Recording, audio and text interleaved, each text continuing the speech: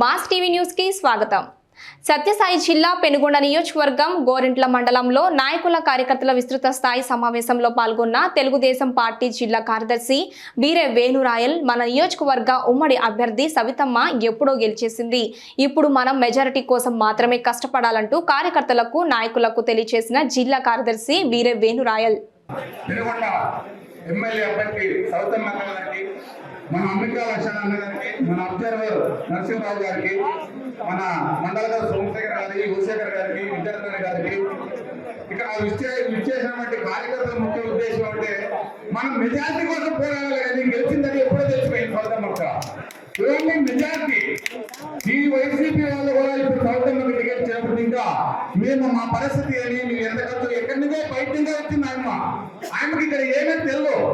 మన సౌతమ్మక్క గారికి కుటుంబం ఇంకా ఫస్ట్ ఇంకా రాజకీయ చరిత్ర ఉంది, అందరి విషయాలు మాకు తెలుసు, అందరితో కలిసిమెలిసి ఉంటుంది. మన సౌతమ్మక్క గారికి గెలిపించుకుంటే ఖచ్చితంగా మన పనిచేసే నమ్మకం అభిమానం మనకు ఉంది. ప్రతి ఒక్కరూ కసిగా పని ఏం కావాలో అవి కలిసి కొట్టాడు